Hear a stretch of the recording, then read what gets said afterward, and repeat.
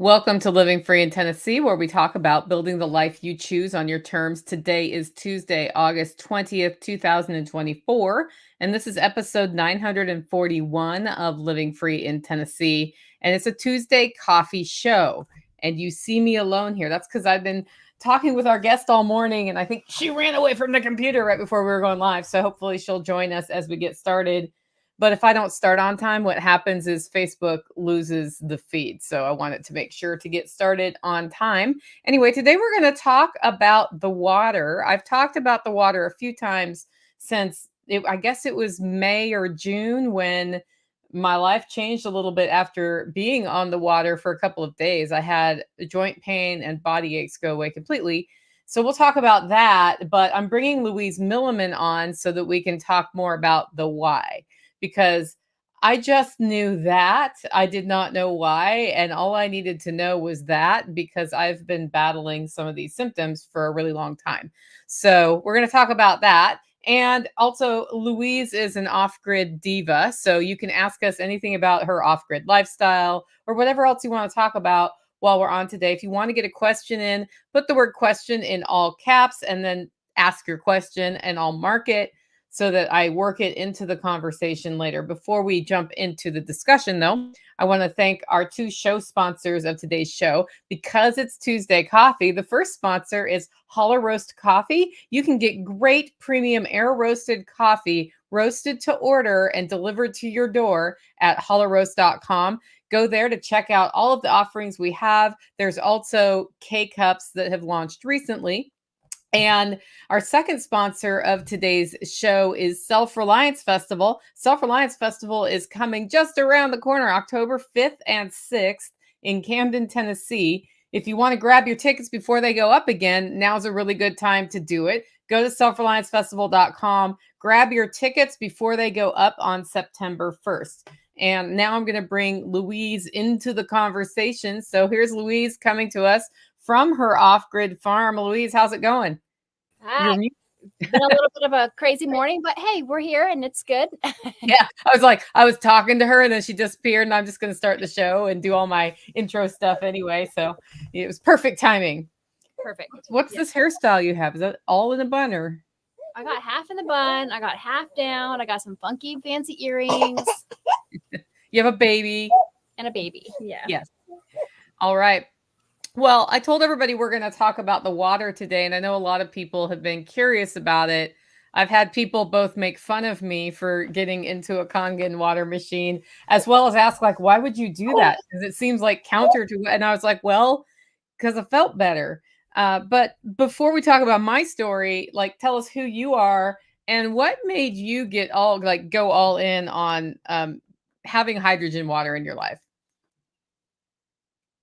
Awesome. Okay. Yeah. No, I've had the same thing. I've had people treat me the same way. They're like, wait, what? Did you fall into this scam? And I'm like, are you kidding me? Like, no, like you guys have to understand what this really truly is.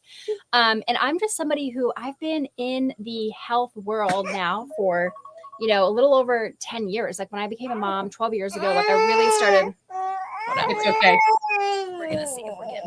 Daddy gonna take the baby. Oh, she's having a little bit of a rough morning this morning. So I'm sorry about that. She'll probably be back in a few minutes, but I can focus a little bit more now. Okay, this is a family-oriented podcast, so babies cry sometimes. Is what babies do. Babies need their mommies. But too early for a tooth, right? She has 4. Like she's. Oh, it's not. Yeah, no, she's got 4. Yeah, and I think she's got a lot more coming in. So yeah. Anyways, so ever since I became a mom 12 years ago, I really started looking into like, this is what led me on this homesteading journey that I'm on right now. Is like, I started looking at health, and I started looking at, first it started with like Monsanto and all the GMOs. And I was like, oh my gosh, all of our food's poison. Right. And I was like, and I started going down this, like everything needs to be organic and this and that. And like, I started like there, and then I started looking into other things. And it's like, I've just been on this health journey for the last 12 years. And it was about 6 years ago or so, when I started having my own like pretty severe chronic issues that I couldn't figure out what was going on. And my middle child, she's 9 right now, almost 10. And I nursed her until she was about 3 years old. So we had this long spread of like nursing, which I loved it. And I think that babies should nurse, you know, as long as they need to nurse with their mom. But what I think happened was she quite literally like sucked the life out of me. And I was so healthy, so vibrant. And then my health just started declining and I didn't know what was going on. Like I literally had no energy. And if you know me at all, like I am one of the most energetic people in the world. Like sometimes people can't even keep up with a conversation with me because I'm so energetic. I started having no energy. I started having dizzy spells. And sometimes it would be so bad that I couldn't even drive a car because I couldn't turn to like switch lanes. And if I went back forward, like my whole world was like spinning. And I was like, what is happening? And then my blood sugar issues. And I would just have these weird drops in my blood sugar where I all of a sudden started feeling like if I don't eat right now, like I feel like I'm going to die. Like it was really bad. And then I would shove my face full of food. And then I would go through this weird cycle where after I ate all that food, my body would get exhausted and I would have to go lay down and take a nap. And it was like this weird thing that would just happen like multiple times a day. So, it was so bad. Like, and I was so into the natural health. I never went to see doctors. You know, I was very much into like chiropractic and holistic everything. It was so bad that I literally went to a medical doctor because I was like, I don't know what to do. Like there's something going on.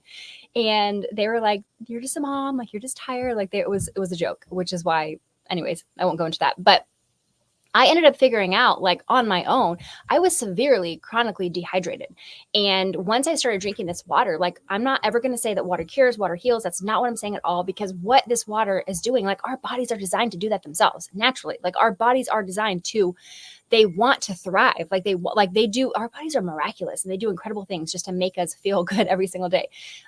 So anyways, when I started drinking this water, like all of a sudden I started noticing like my dizzy spells, my vertigo, all of that started like not happening as frequently. And I got my energy back. That was like the first thing. And all of a sudden I was like not just exhausted all the time. And then when I started realizing my blood sugar issues weren't happening as frequently either, I'm like, wait, was this like, could this be connected to the water? Like, I don't know. And I'm like naturally a skeptical person, which is why I always laugh when people are like trying to call this water out like it's not like a real thing. And I'm like, look, like I did all the research, like this is the real deal. Not only did I experience this myself with my own personal, you know, obviously like testimony to this water, but I've now watched hundreds of people have like a resurgence in their health when they start drinking this water. And there's definitely something to the fact that this water is negatively charged. It's structured in such a way that our cells will actually use it more efficiently, like absorb this water and hydrate as like actually hydrate us versus just peeing out the water that we're drinking.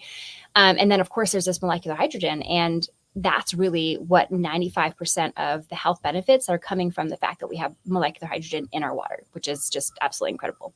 So yeah, ever since that happened to me, like you can't get me to stop talking about this. Even if you didn't want to hear it, I'm like, look, you're going to hear about it because everyone needs to know about this water. Because when it really, well, you're always like, drink this.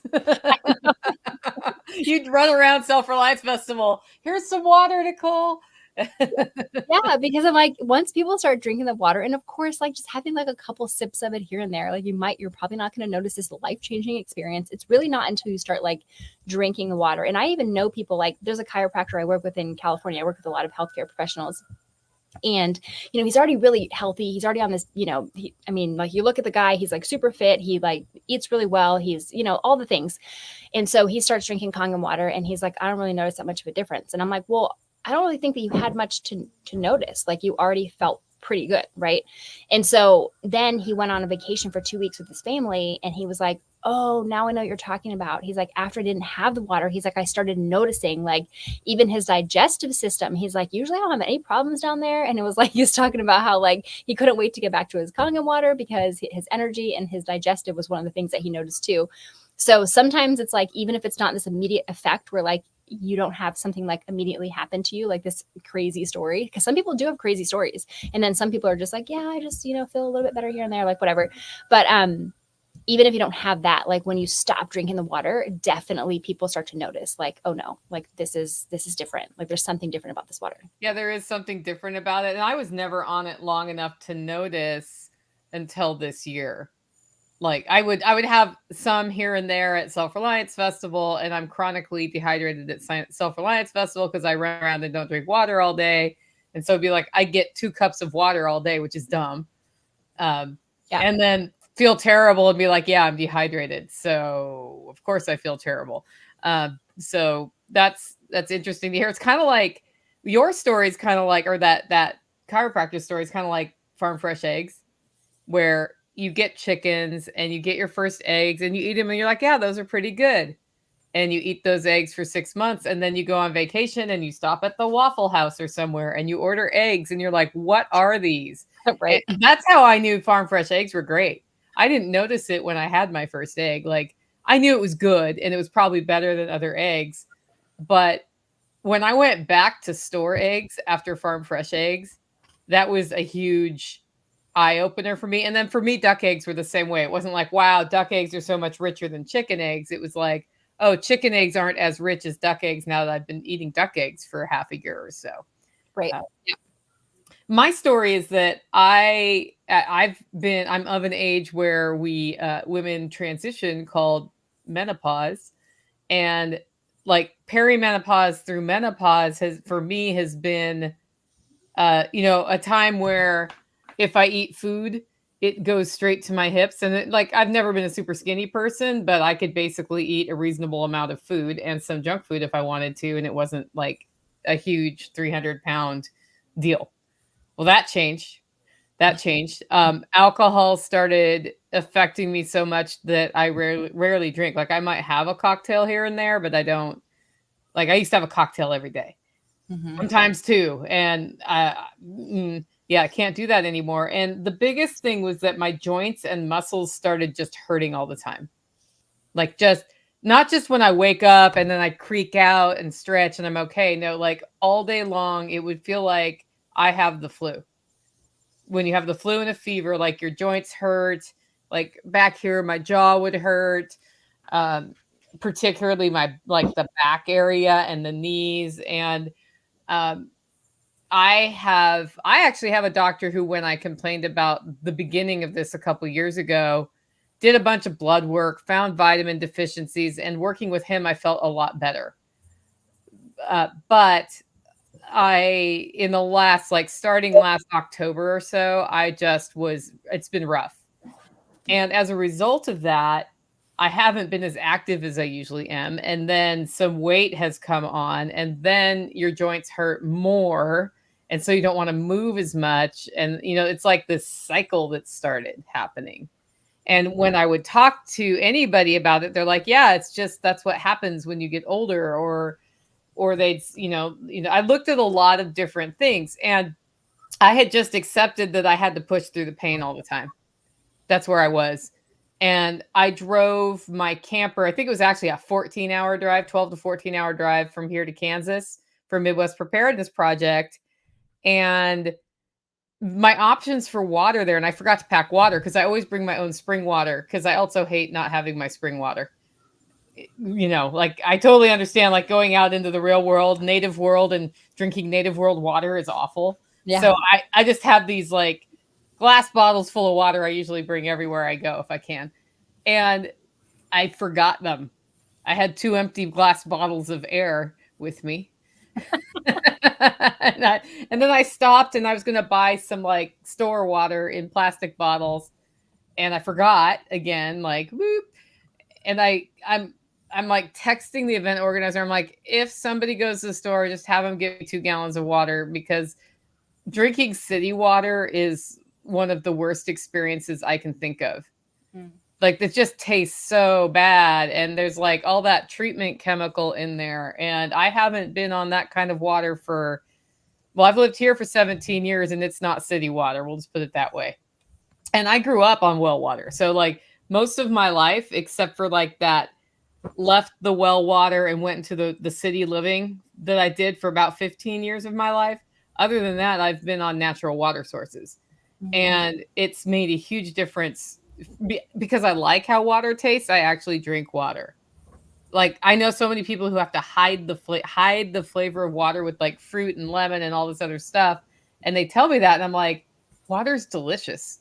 It doesn't really taste like anything, but it's delicious, and it feels good going down. I actually enjoy drinking water more than most things.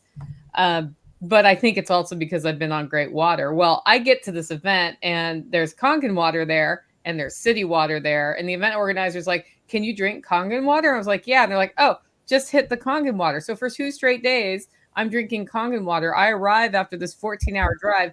And if you don't know this, when your body has aches and pains and you put it in one position for a long time and don't move, they become way worse. So I was just expecting 2 weeks of recovery from this drive, but I was speaking at the event, so I needed to go there.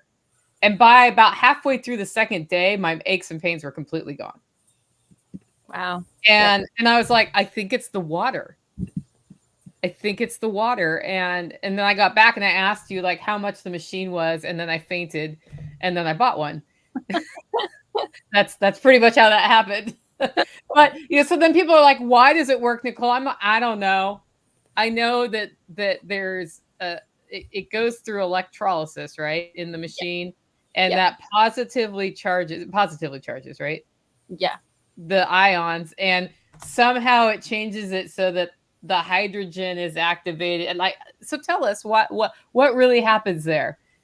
Okay, so actually, when you said positively charges, it is kind of yes and no. So, what really happens is it's going to undergo the process called electrolysis, which is basically splitting the. We all know that water is H2O. H2O, yeah. And so what happens inside of a cade? I'll just back up for a second. So you have your system, and there's going to be a filter, so the water's going to get filtered. You want to make sure it's nice and clean, and then after it goes through the filtration process, there's 8 medical grade titanium plates that are inside the system, and half of them are positively charged and the other half are negatively charged. So when it comes in contact with the cathode, which is a negatively charged plate, and they rotate, so it's like positive, negative, all between the 8. At the negative charged plate, which is the cathode, electrons are being donated to these water molecules as they pass over. So if you imagine the water kind of moves in a motion like this through the plates, there's a membrane separating them. And when an electron is donated to a water molecule, this little H2O, imagine like a little Mickey Mouse, one of the hydrogens off the top of the Mickey Mouse thing pops off. And you're then left with OH negative and H, which is neutrally charged. This hydrogen by itself, it's neutrally charged. When that happens to 2 different water molecules, then those 2 neutrally charged hydrogens, they find each other and they bind together. And that's what creates H2, which is molecular hydrogen. So some people will say, oh, isn't water just already full of hydrogen? Like, duh, it's H2O. And it's like, yeah, but it's actually not the same. It's not the same as having H2O that are all binded together versus H2 that's off on its own separate. So when it goes through electrolysis, it's creating H2. At the same time it's creating H2, it's creating OH negative, which is called a hydroxide ion. And that's what raises the pH. So you have a couple things happening. You have the pH is being changed, and then you have molecular hydrogen that's being created.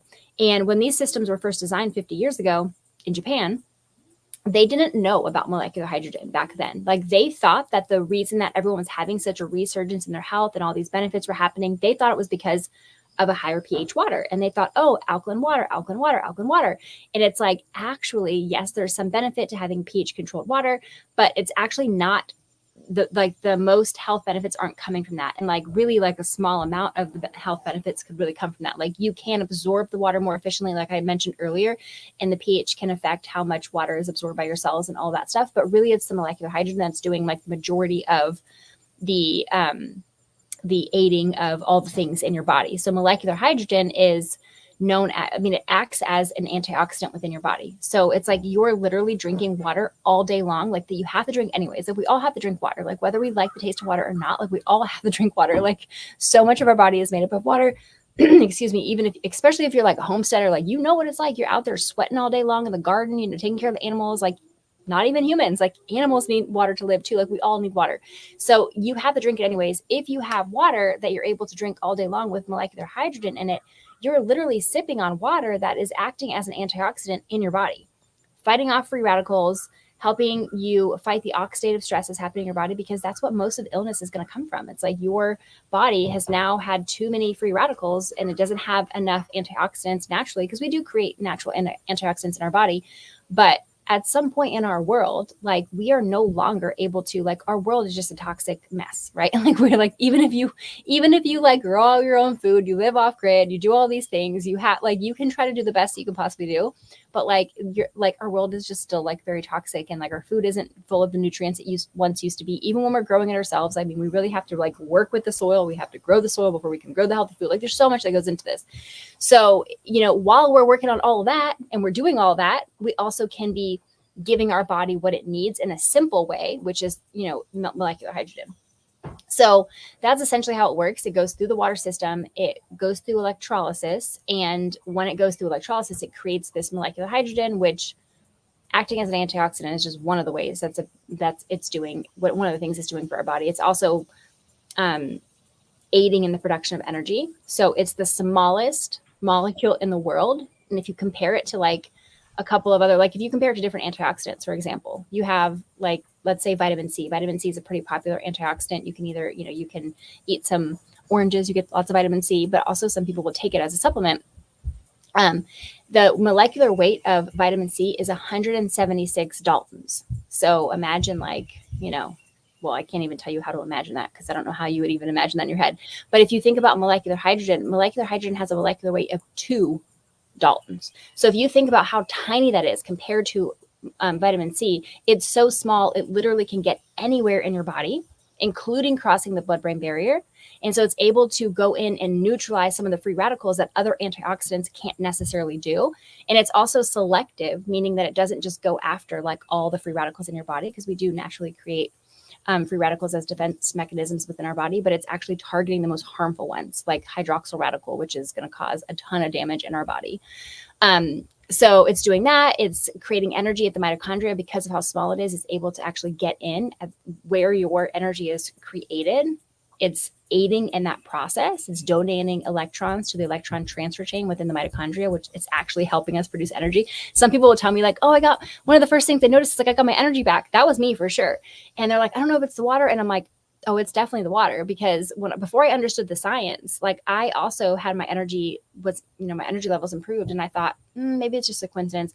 Maybe it's just because I'm having more water. And it's like, no, actually you are more hydrated. So that's going to help your energy levels naturally. But on top of that, you're like, there's more to it than that. And it's like the molecular hydrogen is literally helping your body in the creation of the energy and neutralizing any of the free radicals that are caused by the production of energy in general. So I don't want to go too sciencey in this talk. Yeah, well, it gets really confusing really fast because of the words that are used to describe the water, right? So I was talking to my doctor about it, and he's like, yes, hydrogen water is good, alkaline water is not good. And I think what he meant is water where the pH is changed by adding chemicals to it is not something you want to consume. Yeah. Because I was like, but when you change the molecular structure, it naturally changes the pH. You know what I mean? Yeah. Well, I mean, I think that a lot of people have that misconception too. Well, it's not a misconception, but they classify alkaline water and it's all like just because your water has a higher pH, they all automatically think it's like the same thing. But it's actually not, because like you just mentioned, some alkaline water that's commercially produced is going through a completely different process to reach the pH that it's reaching. So Essentia is a really good example, like the water bottle that a lot of people like to buy. And that if you can actually take the bottle, I wish I had one with me and show you, but you can actually take the bottle, you can go to a grocery store, you can find it, flip it to the side where it has the ingredient list and it tells you all the nutrition facts, and it will tell you right there that it's been purified through, I can't remember if it was reverse osmosis or distillation. Either way, it's literally being completely stripped. So they're like taking everything out of it and it's just completely flat, dead water. And then in order for it to raise the pH, they add things back in. And the first ingredient and the main ingredient is sodium bicarbonate, which is baking soda. And when you add the baking soda, yes, it raises the pH of the water. And that in short term could actually have some benefits in your body. But over a long period of time, like it's not necessarily recommended. And it does have a super high buffering capacity. So it can interfere with the acid, the hydrochloric acid in your stomach. And especially over, like I said, a long period of time, you want to kind of avoid drinking something like that. When you think about how our water has the pH, the pH is raised through hydroxide ions. When you look at the buffering capacity of a hydroxide ion versus baking soda, it's like you can't even compare it. Like hydroxide ions barely buffer acid. Yes, they do buffer acid still slightly, but so much smaller that like it's not going to have the same effect, not even anywhere close as somebody drinking like a commercially produced alkaline water where they're literally adding baking soda and potassium chloride and, all kinds of other things. You look at the water bottle, like next time you're in the store, I invite you to do it and look at the ingredients. There's like 5 or 6 things that will be listed. And that's because they strip the water down to like nothing. And then they add things back in, the things that they know are beneficial, but they're superficial and they're not, they're not superficial, artificial.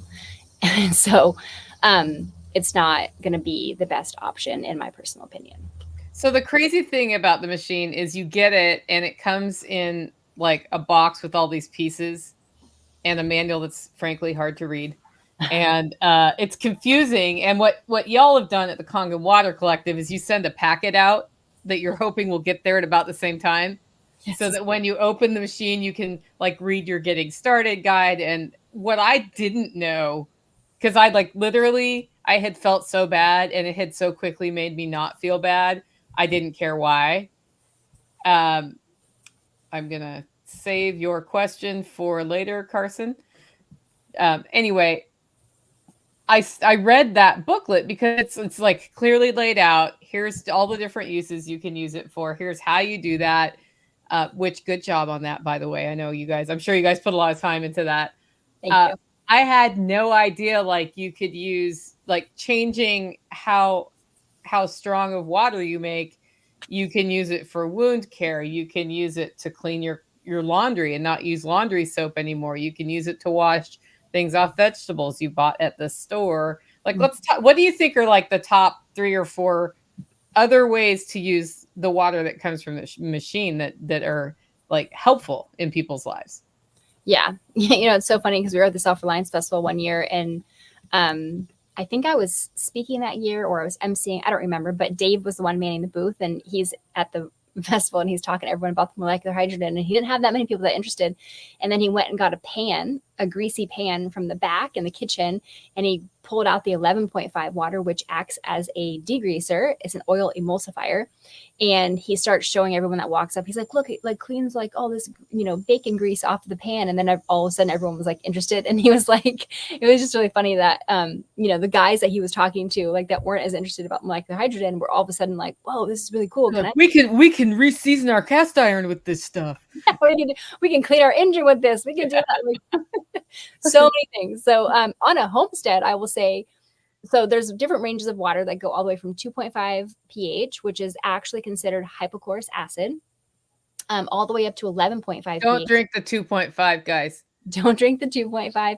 It's not recommended, or the 11.5, even though some people do drink small amounts of it in certain ways. But the company will tell you, no, do not drink 1.5 or 2.5. But it goes all the way up to 11.5. And like I mentioned, the 11.5 is an oil emulsifier. So it cuts through oil-based stains and residue. So like I literally can take a stain that's been on my clothes and soak it in 11.5 and it's completely removed. Like it's awesome. And you can replace your laundry detergent with it. So like you literally don't need to buy laundry detergent. If you have something that's super soiled that smells really bad or something like that, then you may have some laundry detergent on hand just to have like a supplement for something that's really bad. But like for most of your clothes, like you can literally replace your laundry detergent with this, you guys. Like it's so incredible. And like Nicole said earlier, you can soak a lot of your fruits and vegetables that you buy that are, from a grocery store that have pesticides and herbicides all over them. And it will help because even, their pesticides and herbicides are designed to resist rainfall. So they're oil based so that when it rains, it doesn't wash off the application that they just spent their, money on, all that. So you can actually take this and soak it. And when you put it underwater, it's like rain, like it's not going to remove it, right? It's designed to withstand that. So when you put it under 11.5, which is water that is going to mix with oil slightly, it will take off a lot of that residue, which is really cool. So that's the 11.5. But on our homestead, we've actually used, just to give you an example, we do home butchering out here when we have our pigs. And the first of all, the pigs are super fatty. Obviously we have it can get pretty greasy pretty quick. Yep. So with this 11.5, we're able to completely wipe clean like our entire butcher area of all the fatty greasiness. And then we come in behind the 11.5 with the 2.5, which is hypochlorous acid. And this is a very, very strong disinfectant. It actually kills just as good as bleach, or if not better, but it's not harmful like bleach is. And we're able to then go and completely like disinfect the entire butcher area. So we've cleaned up all the fattiness, and then we've completely sanitized the entire area, all from just water, from our own like water system that we have at home, which is pretty cool. So, and then also the 2.5, you can use it for like in the garden. So one year we had our tomatoes we actually went out of town for like 2 weeks and we had someone watching our garden. Like nobody's ever going to take care of your garden the way that you would. Right. And so it's like, we came back. Never. never. And like I don't know why we ever decide to leave in July. Like we've done But we do it. but we do it. We came back. Our tomatoes were full of fungus. And we're like, we had to rip out most of our tomato plants because they were too far gone. But the fungus had started spreading to our melons, and we were like, oh my gosh, are we gonna lose our melons too? We didn't. We actually were able to take our 2.5 hypochlorous acid, spray it all over the melons, and save our melon plants from having to be completely ripped out. And did you dilute it or just straight up? Straight up. Yeah. Because you're like, I'm going to lose them anyway, so I might as well try. Exactly. Yeah. But the thing is, like, we actually have an ebook that's all about Kangen on the homestead. So if you're watching this and you want a copy of that ebook, reach out to Nicole after this and she can send that to you. And it gives you all the different ways, because there's so many different, especially in the whole ganja grower movement. Like Kangen water is huge because they have all these different pHs, and they use the different pHs for all these different process along the steps of when they're growing their cannabis or when they're growing whatever it is that they're growing. So we have actually taken some of the uses that a lot of these farmers will use, a lot of these growers will use, and we started applying it in our own homestead. And we're like, well, how can we actually, like, we don't grow anything other than like food and anything like that here. But how could we take some of the same applications and see if we can use that here? Because we were learning that they were using it to control aphids. They were using it to control fungus and all this other stuff. And so we started trying it, and we're like, oh, it works. So it's antiviral, antibacterial, antifungal. It kills microbes. But like I said, it's not going to be harmful. Like hypochlorous acid is, you could put it on your skin and it's not going to hurt you. Like if you accidentally swallowed some, it's not the end of the world. It's going to taste funky, and it's not going to, if you swallow too much, you'll know. Yeah. Like it smells like, I was like, I better be really careful. I made it the first time in my jars, and I'm like, this one's acid and this one's like, the base, the alkaline. And I put them on the counter like very carefully, and I smelled them. I'm like, oh, also they smell completely different from each other. So they do not smell like water. Oh, you will definitely know. Like someone's like asked me once, like, what if I accidentally drink the acid water? Like, can that happen? What if my kids do? I'm like, you're going to know, because it's going to taste disgusting. You're going to want to spit it out. And you're going to smell it. Like it smells like a very strong chlorine, because that's kind of what you're creating. You're creating a strong chlorine. That's not, like I said, it's not harmful for your body, but it is a strong chlorine that you're actually creating when you run this saltwater solution that you get when you purchase the system through the electrolysis process. That's the byproduct of it. So, but yeah, I mean, like you said, you can use it for wound care. We've used it for our chickens when they've been injured. We've used it. You can use it for your gum and your teeth, which is really great, because a lot of times people have issues with bacteria in their mouth. And when I used to have gingivitis, I started rinsing with it. Now, it's really important to know that if you're using 2.5 as a mouthwash, you have to rinse it with like a higher pH, because you don't want to leave your mouth like super acidic. But it kills all the bacteria in your mouth, and it's so good. And you can feel it afterwards. Like it feels so good. It feels so clean. Like, yeah, it's really good. So like you brush your teeth, you rinse with 2.5 and then you rinse with normal water, or 11.5? No, just like a normal 9.5, like whatever. Normal. Yeah. Okay. Yeah. But yeah, there's so many things that I'm just trying to think of other ways we use it out here on the homestead. Poison ivy, just drying poison ivy up was really another one. Oh, I'll try that next time I have poison ivy or whatever I get every year. Yeah, and like that packet that you were talking about that we send out. So you guys know, Kangen Water Collective, like Nicole says, if you decide to purchase a system, you get a little packet in the mail. There's a booklet that says all the ways you can use it. And there's one that goes into skin conditions. And it tells you, like, because there's so many people that have issues with their skin, and it walks you through different protocols of like using the 6.0 and then using the 2.5. Or like for poison ivy, I believe we use the 2.5 to dry it out. And then we applied the 6.0 on top of that. I can't remember, to be honest, but it's in the book, I think. But you have all these different uses for each different water, and it breaks it down in the booklet. And then you also have like a whole chapter on skin conditions for anything like that. Yeah. Okay. Yeah, that makes it. Well, so Tactical served in the military in the Middle East, where it's hot AF. And he was in boots in the military in the Middle East, where it's hot AF, without access to a shower or laundry for a long time. And not surprisingly, came back with athlete's foot.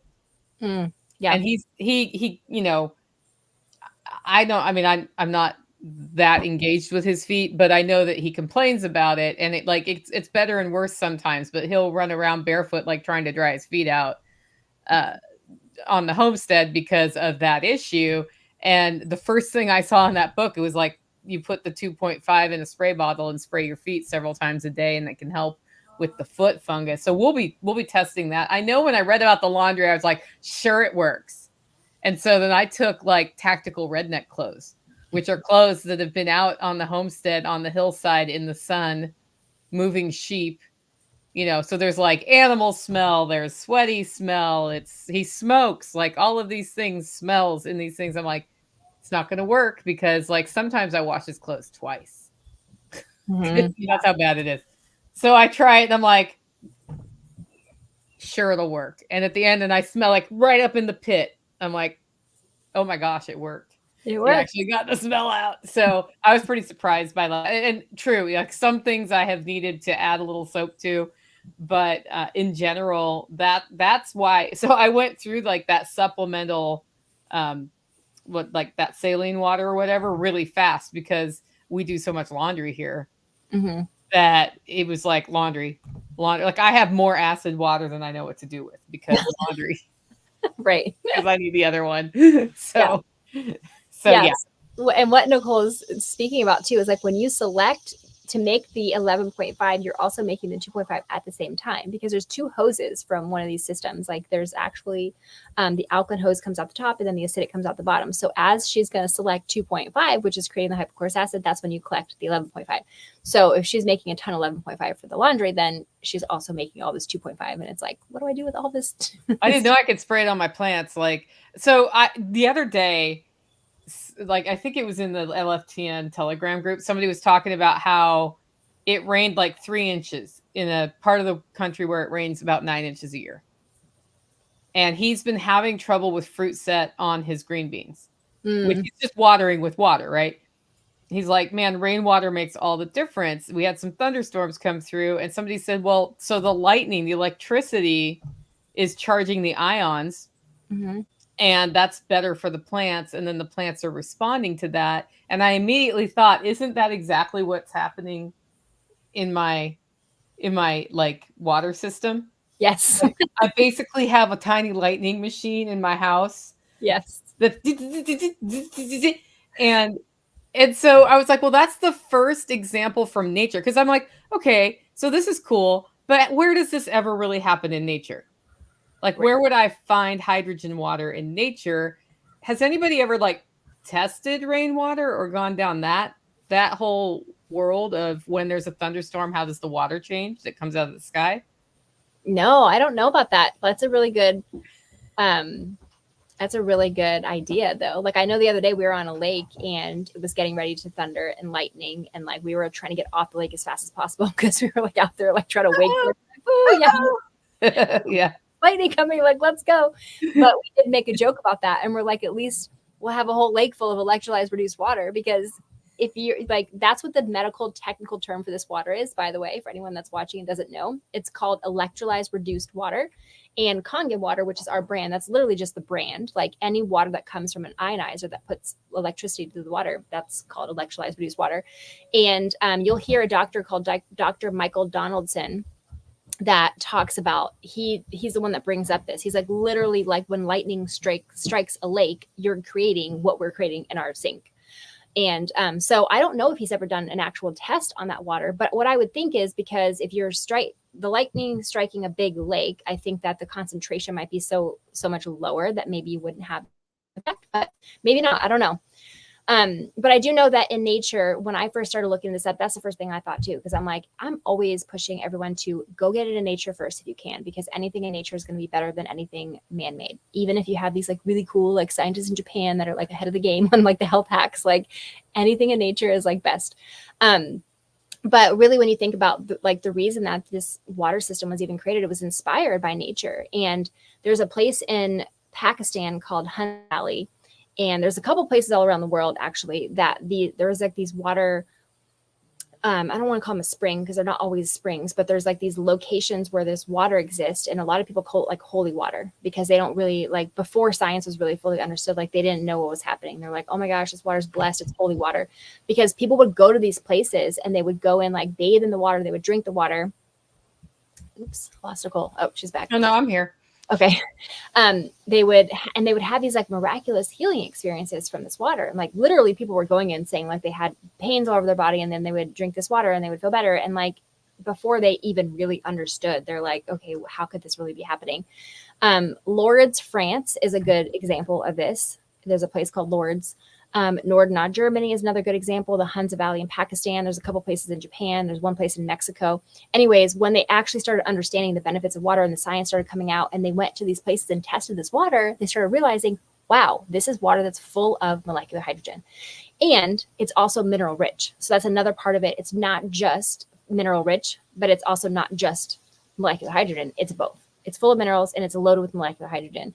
So, yeah, we do have places in nature where you can go and find an abundant amount of molecular hydrogen in water, but it's just not easily accessible by every single person. So I always joke with people. I'm like, look, I can't bring you to Lourdes, France, but I can bring the same properties of water. That's about the same, wouldn't it? Yeah, probably. But you get this water system in your home that you have access to all the time. And it's convenient. And that's the thing. It's like some people, like, I know, like if I had a spring close by and I went and tested my spring and I knew that this spring water had a lot of molecular hydrogen and was really healthy and really good, like cool. But once you bottle that spring water up, whether you put it in the big plastic 5-gallon jugs or whether you go, like you literally have to go there like every single day, every other day or something, you'd have to go there very frequently to get the same benefits, because as soon as you bottle that up, those benefits start to go away, because living water is meant to be alive. It's not meant to be bottled up. Water in nature is not meant to sit stagnant. It's meant to move and flow. And that's how it picks up a lot of these properties where it's naturally charged by the earth as it moves through a river bend. And it's like, all the movements it makes and the rocks, that's how it's like naturally being charged. So as soon as you take that water that's naturally living and amazing and you put it in a bottle, it's like, cool. You have like 1 or 2 days to get the best properties out of that water. And then after that, you basically are just drinking, dead water again. I mean, it might still be healthier than city water, of course, but it's not going to be like you have this in your kitchen sink where it's convenient, it's easy, you don't have to go every other day. Because most of the time when you lose that convenience factor in today's world, like, unfortunately, it's just the way that our world is set up. Like, if it's not convenient, most people aren't going to do it. Well, it's also not super fun to have a bunch of bottled water around all the time and have to deal with the bottles. Like the reason I have a soda stream, because yes, I do drink carbonated water. And yes, that does add acid to the water and completely reverse what we're trying to do with hydrogen water. But sometimes I just want bubbles. So yeah.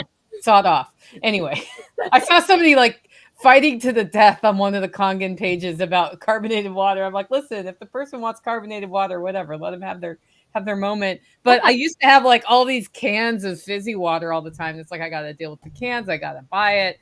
I'm like, screw it. I'm getting a machine. And that's what this is. This is not carbonated, but this is a soda stream bottle that I can carbonate.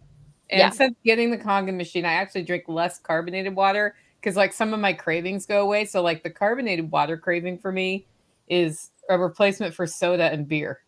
Mm-hmm. And it's been that way. That's one of the ways I got off of those things so much, because I was drinking beer every day. And I was like, well, what do I like about the beer? I like the bubbles because it quenches my thirst. Mm-hmm. Yeah. So then I just taught myself to drink carbonated water. Yeah. So it's like, in anyone that has, we all have the things that we like don't want to give up. Like we're like, okay, we're on this health path, but like you can't just give up everything all the time. It's like, it's but I like chocolate. I want cocktails sometimes. Right. And it's like, for me, it's like when I try to tell myself that I cannot have something like ever at all, like then I naturally am going to want it more, because I've just told myself, like, I don't know if it's just like the rebel in us, but like as soon as you're like, But so it's like having that is like whatever, but then you also have something that could counteract that, and you know that you have that, so you can just do it and know that you're also going to be able to give yourself some Kangen water afterwards or whatever, So it's yeah. I have to have flavored water. See, there's always one in the room. I know several who always, but there are ways to flavor water that are less invasive. Like you can put lemon in your water, and yes, it's acidic and it's a fruit, but it's better than adding Kool-Aid to it, adding a bunch of artificial whatnots. You can take essential oils, like you can add mint flavor in an essential oil to your water, or just put mint in there, mint and cucumber, and it adds flavor to the water. There's lots of ways to do it. Yeah. Carson wants to know what hydrogen bottle is best for a truck driver. I'm not sure what you mean by that exactly. Do you mean? I think he's asking like because there are ways you can go and get a water bottle, like a hydrogen water bottle. Yeah. I don't. To be honest with you, I don't know because it's hard to know which ones out of the hydrogen water bottles are actually like legit and which ones aren't. Like I know people have ran tests in some of the hydrogen bottles and they're really not producing that much molecular hydrogen. I know that like some of the nicer ones that are made in glass, like I know people that go and spend $400, $500 on one and they literally drop it one time and boom, it's gone. And it's like, oh my gosh. And on top of that, if you like when you have the hydrogen water, like you have to make sure that what are you putting in that water bottle? Like, is it already filtered? Is it already clean? So then you still have to go through the factor of like, if you're on the road, you're going to have to go into a gas station, you have to buy the water bottles, like all the things, and then dump it in the hydrogen bottle. Not saying that it's not worth it. Like if that's what you have to do, that's what you have to do. But if you have a way to actually have a Kangen system, you're going to make sure that you're having the best water like all the time. And you're going to have both filtered water and hydrogen water and all the things. I think you commented something else, but it disappeared. Oh, he said, have seen some online. Yeah. Yeah. So, Wendy Homestead said, help me stop drinking too. And I think that was about the carbonation. oh, got you. Yeah. Totally different. So yeah, I don't know as far as the hydrogen bottles. We've tried to run some comparisons as far as like hydrogen bottle versus a Kangen, and it's like an apple and an orange. It's so different. Yeah. If you really want a hydrogen bottle, I would just make sure to do your due diligence as far as like reading reviews and all of that, if that's the route that you're going to take. Because And it lasts about 2 days, right? Like if you make the water, it lasts about 2 days in a bottle. yeah, so the molecular hydrogen won't last 2 days. The molecular hydrogen will last about 8 to 10 hours, maybe. Okay. But the pH of the water and the structure of the water will last about 2 days. Okay. Yeah. So the molecular hydrogen is a gas, so it is best to be consumed like fresh, but it still will last for several hours after it's been poured out. But then, like I said, like the structure and the pH and all that stuff will still continue to last far after the molecular hydrogen has gone on. But it's almost like if you opened a soda, like after, it's not like it goes flat. Yeah, it's like you don't really know when it's going to happen, but over the course of like a day, like by the time you pick it up that evening, like it's kind of like that where it just dissipates over time with the molecular hydrogen. Yeah. Which means it's harder to have cold water. Yeah. Yeah. And I do know people that like really cold water that have ice machines, because some people ask me that. They're like, oh, can I hook it up to my freezer? Like, to put the ice in my freezer, like my ice maker. And I'm like, I don't know. I mean, I'm sure that there's a way to do it if you want. Like anything is possible. I'm sure like there's a way to do anything, but it would probably be really like a big project. So I always recommend people just, if you like cold water, you can get ice makers and make Kangen ice cubes. And then you're able to make it last a little bit longer. Yeah. Well, I have a countertop ice maker that I don't use all the time, but when people are working here, I'll get it out and pump it on because they're like outside and they want cold water. Mm-hmm. I've just been putting mine in the fridge, and it's been in the fridge a few hours by the time I drink it, which is not as fresh out of the machine, but it's better than nothing. Yeah, exactly. That's the way I look at it too. It's still going to be better than not having. Yeah. Right. Okay. Here's a good question. Does the machine filter water first? That's a complicated answer. Yes, it is complicated. So we do have a filter inside the system, and that's going to be the first step. However, these systems were created in Japan. And so I always want to make sure everyone understands that in Japan, they do not have as many chemicals added to their water. They don't fluorinate their water. They don't even have as heavily of a medicated society. So they don't have to worry as much in their municipal water supply as like pharmaceuticals being in their water, like all that stuff. So the filters are designed, they're pretty basic filters. They filter out chlorine, rust, lead, bacteria. Like they filter out some like pretty big things, but they're like common things and they're very basic things.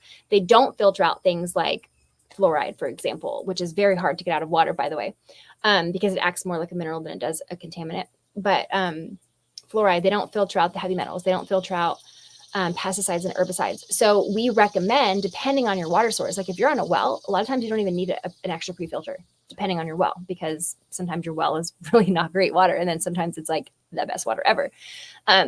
Anyone on city water, if you live in the States, I usually recommend having some sort of pre-filter.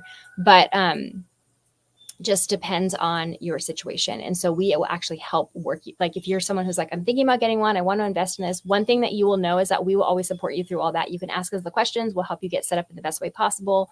We'll have you send us pictures of your sink and your faucet so we know exactly how we can help you hook it up. And then we'll talk about your water, the source water, and what that looks like and whether or not you might need additional filtration or not. Because not everybody does, but like I said, most people on city water will probably need some sort of additional pre-filter, and they're not expensive, like maybe like, you know, $75, $80 or something like that. But it's just a little bit extra just to make sure that the water is nice and clean, because we know that clean water is step one. And then step two is ionizing that clean water. When you say it takes bacteria out, the one that's built in, is that like E. coli and Giardia, or is that other bacteria? I don't. Because I'm in the country and we have E. coli and all, like we have those things in the water here. On the filters, I don't believe it lists anything specific. I think it just says bacteria. So I would need to double check with that. So I'm not 100%. Yeah. So the reason we use a Berkey is that here. Mm-hmm. Yeah. So we've been doing Kangen, then Berkey, then bottle. Yeah. Oh, you got the process. We've got a whole process here. Yeah. Yeah. And I'm like, I'd like to, I mean, I can irradiate the water too. I do have an irradiation filter I can add, but we haven't installed it where it goes permanently yet. So it's in a temporary location at this time. I was just watching this one lady on Instagram, and she did a reel, and she was showing her little like water bar, and she's so funny because she's a homesteader, and she was like, I never thought that I would have like this bougie like water bar. And she's like, but it's become so important to me because my water, like after drinking this amazing water, like I never can go back to like regular water anymore. So she showed like she has a similar setup to you. Like she has like a Kangen machine, and then she has like a Berkey.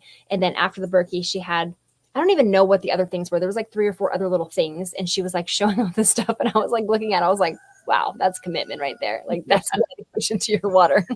We're kind of that way. It's not set up like that though. Margot says, so the pre-filters are a possible add-on. Yeah, they are. 100%. Yeah. And I have pre-filters I have not installed yet because I have not put it in its permanent location. But yeah, they may get added. We'll see.